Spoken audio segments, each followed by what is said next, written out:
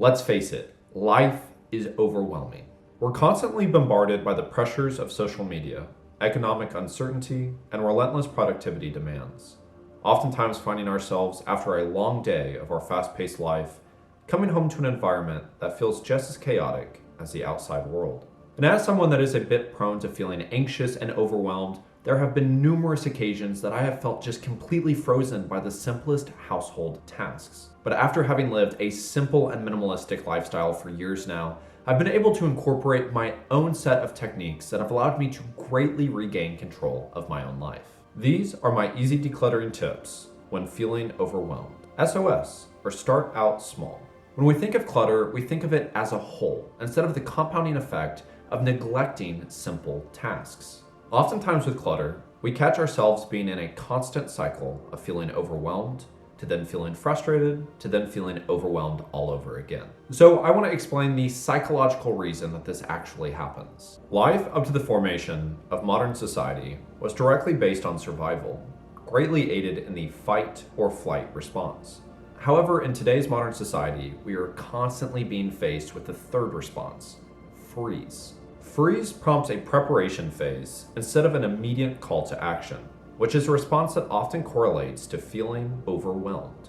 And as modern society just continues to feel even more overwhelming, what we begin to do is just dissociate away from it altogether, known as emotional numbness, a form of dissociation where our brain shuts down as a protective response to keep us safe when our nervous system is overloaded.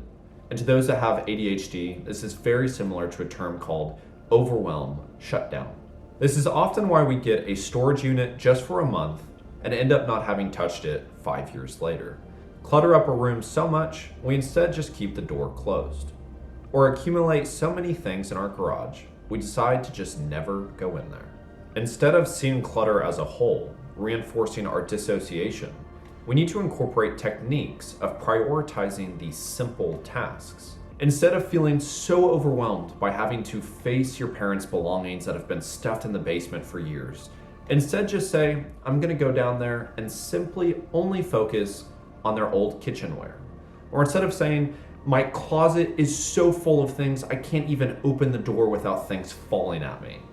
Instead say, I am gonna open the door and I'm simply just gonna find a better spot for my socks. As we choose to prioritize the simple tasks we know that we can achieve, we are reinforcing a state of action by decluttering or the compounding of performed simple tasks.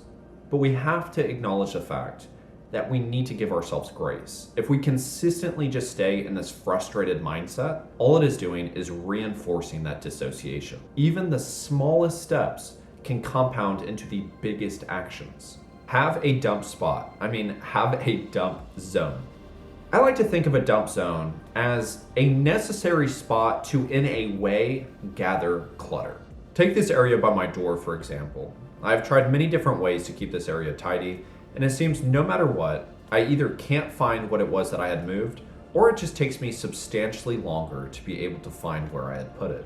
I spent so much time and energy just trying to figure out how to make it work, but then I ultimately realized that this spot is serving the exact purpose I need it to. It gives me a place to just toss my keys and sunglasses, allowing me to focus on the more important parts that would ultimately gather more clutter. That would be like hanging up my jackets and putting away my shoes. I believe that oftentimes we feel like we need to have a perfectly tidy house, or else it's just a mess. But to be honest, I find that exhausting.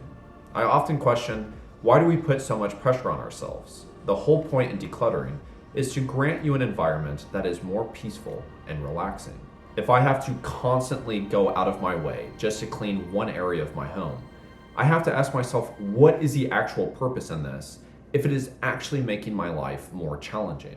And if I notice something like my girlfriend's shoes being all over the place, instead of just getting upset, I just move them to the side because I know overall in the big picture, our environment is being used in a way that benefits us both.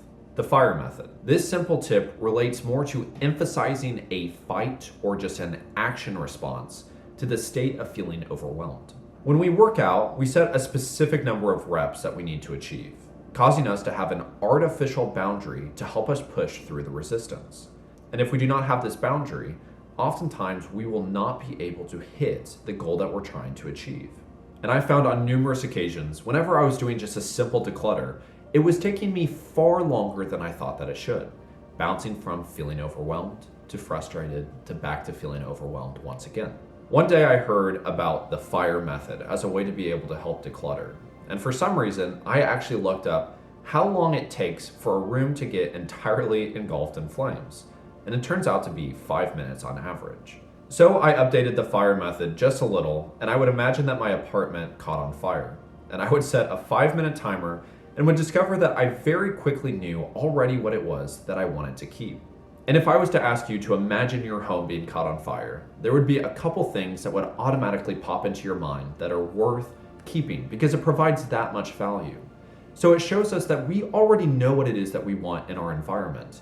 We're just not doing it in an effective manner. Ultimately prioritizing the removal of thinking from an action. And I have found this very simple and beneficial tip a great way to ignite me into doing an action in my environment. It is a journey.